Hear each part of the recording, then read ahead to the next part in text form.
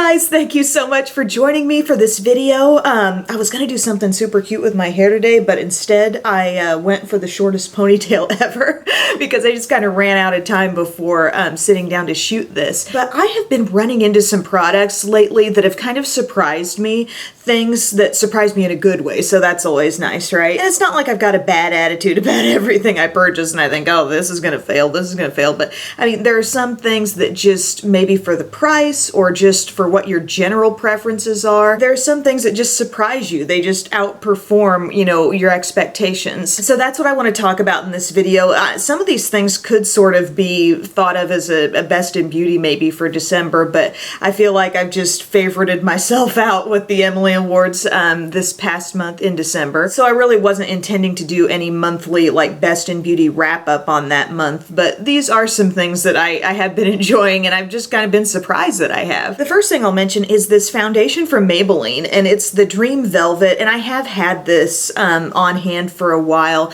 and I remember using it initially, not really falling in love with it, and I think it may have been because of my application. When I first got this, I think I was applying it with a brush, and I've just learned that this foundation applied with the Beauty Blender, it's kind of a similar effect to what I'm getting with the Dream Matte Mousse in the little tub. That application method really makes a difference because this is kind of like a thicker feeling foundation. They call it a soft matte hydrating foundation, and it does feel kind of like a whipped mousse-like consistency, but not in a very dry way. It's kind of like a thicker mousse. It's what I expected that e.l.f. foundation to be like that I had tried in a couple videos ago. And the coverage is really, really good, but I think I was getting a heavier look out of it when I just blended it out with a brush. And when I just bounce this in with a Beauty Blender type sponge, you know, whatever kind of sponge you like to use, I've used several different kinds with it. It really has such a pretty finish on my skin, and I'm wearing it today, and I'm just like, yeah, you know, the coverage is really impressive. It's kind of one of those foundations that's come back from the dead in my collection. You know, I've started using it more.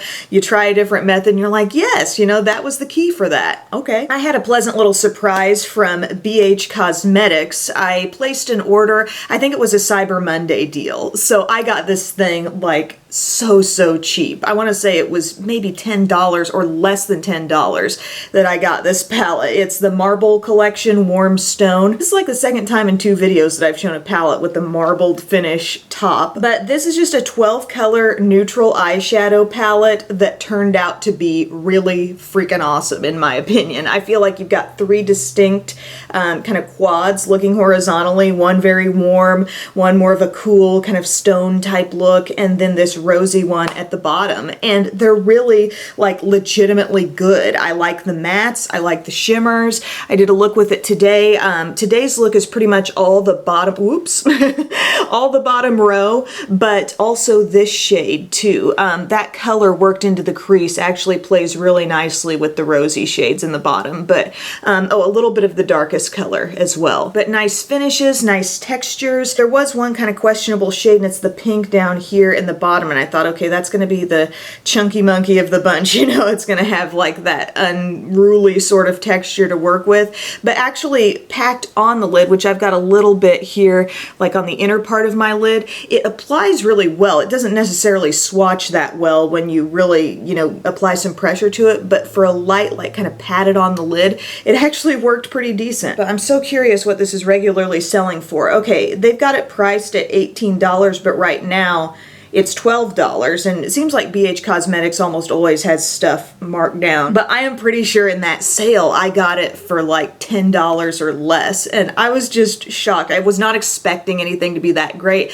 Obviously I was hoping I wouldn't hate it, but sometimes, you know, the deal, the financial deal that you get on something is so good you just don't have your sights set too high. Another thing I got during that sale was the HD Brow Pencil in Brunette. So it's BH's take on one of those really skinny pencils, and I like this a lot too. I mean, it's a nice cool brown for me. It really works well in my brows. I like that it seems to have pigment, but yet it's not too creamy. I don't like products, because I have hairy brows, you know, I got some hair going on in there. I don't like things that are too creamy and kind of make my brow hairs clump together.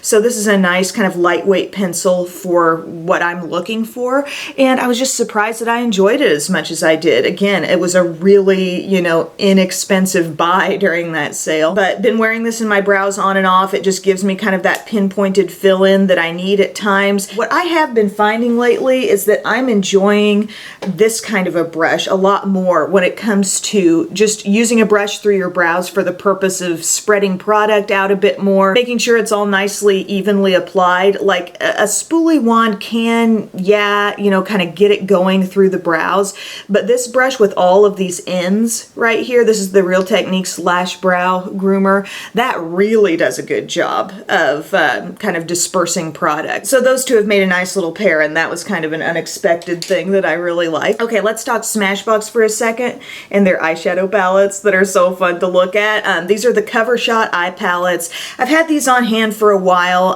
Just looking at the whole selection of them, I could kind of see at first which ones I thought I was gonna like, and yeah, I did end up liking them. There was one called Ablaze that was just a beautiful, you know, warm selection of really saturated colors. There was one that had like kind of plum and peach tones, very neutral. That one was called Golden Hour. Thought I'd like it. Yes, I did end up liking that. I like the matte one as well. But one that kind of came out and surprised me was the one called Softlights.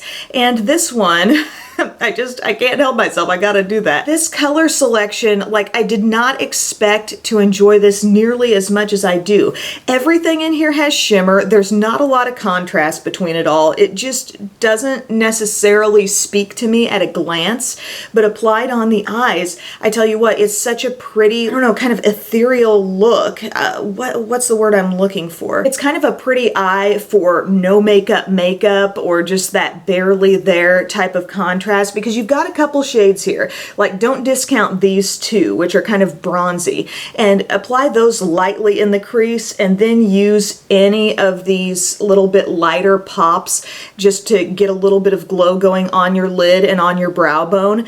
And it's a very unexpectedly pretty look, and the impact from it is just, I don't know, it's more than I expected. And not everything in this palette is like super duper metallic and shimmery, but you know, there's an element of shimmer, or at least a satin finish might be the better description, in everything in here. So I remember thinking this is going to be sort of that palette that you sit off to the side, don't really get use out of, but for that easy, natural, quite frankly, very effortless look, this is a really nice little go-to. For lip products, so funny how I mentioned in the Emily Awards, like I felt like it was the year of the lipstick for me. I've come across so many great lipstick formulas and just, you know, full coverage, bold kind of great lip products this year. And almost as soon as I say that, I've got some glosses coming out of the woodwork that I do actually kind of like.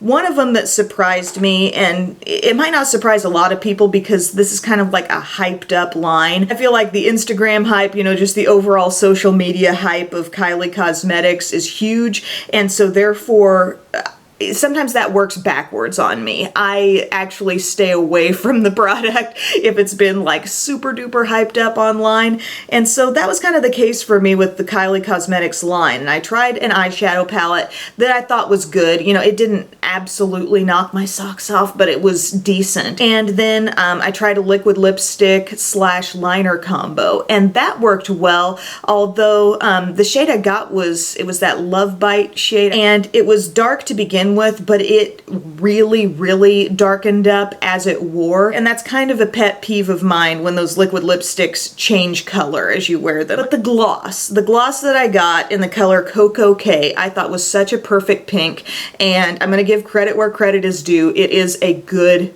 gloss. Like, it's a good formula. It's rather opaque on my lips, more so than I expected. I like the brush tip applicator, and I just like how when I apply it, I feel like I've got full-on color. It's not sheer like I expected it to be for whatever reason. So yeah, I've enjoyed the color and the formula quite a bit, and I didn't think I would. The other kind of glossy product that has really excited me lately is actually the part of the Sweet Peach line that I thought I would be least enamored with, let's say. You know, I know the Sweet Peach palette is good. By the way, I have a video on drugstore lower cost alternatives to the Sweet Peach palette if you're not getting that. I remember I put that out when the palette initially launched and availability seemed to be so slim for people, and then I put out that video with alternatives. But anyway, still, that peach palette is a good palette. You know, I enjoyed that, and I thought I'm gonna be excited about the blush. I really do like the Papa Don't Peach blush, but the thought of a creamy peach oil lip gloss, I guess I just kind of thought, you know, these are gonna be slippery, and the sound of it to me, I didn't think I was gonna love this. I expected them to be thin, light, just kind of do-nothing glosses. In reality, I really, really like these a lot, and they surprised the pants off of me. I am wearing the one called Papa Don't Peach, and that's probably my favorite. It's sort of like a, I don't know, a peachy tan nude sort of mix, but when you first open these up, I mean, the scent is undeniable. It's like you've just opened up a bag of peach rings and stuck your face in it. I mean, it's so potent and really, really sweet, and I kind of love that. Not everybody may love that, but I'm going to tell you right now, I love that. But, gosh, just can't get past that scent. It smells so good. But actually, the texture, the formula that's happening here is really, really nice. And it's like, it goes on your lips and it feels super smooth. It's not at all sticky or tacky, but as it wears, like I've had this shade on now for probably half an hour, and it's like I can kind of run my tongue over my lips. I'm not pulling off product. It's like it became a little bit more one with the lips. It's not like it's just thick gloss just sitting there. Does anybody know what I'm saying here? It's so hard to describe. It's like the gloss isn't overly thick, but it's just thick enough to have a good amount of cling to my lips. And it feels actually moisturizing. I can wear this product over the course of several hours, and even once, you know, I've eaten something, I've had something to drink, it's starting to wear down, my lips feel good, like for having had this on for a while. So I like that. I really like I said, this shade.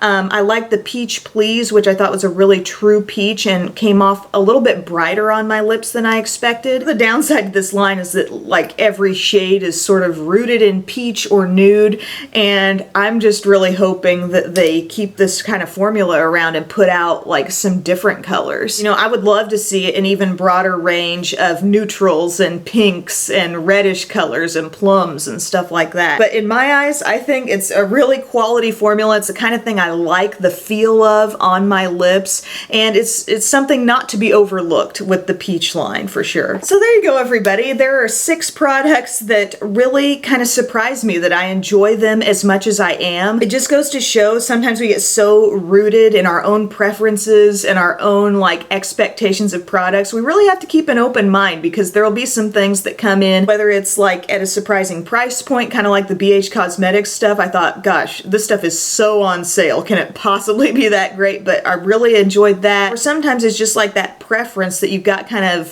set up in your mind that I like this type of thing, and then you try something different and it's like, well, you know, I really do like that too. So I'd love to hear in the comments section if you've had this experience with any products lately. Thank you guys so much for taking time to watch, and I will see you next time. Bye.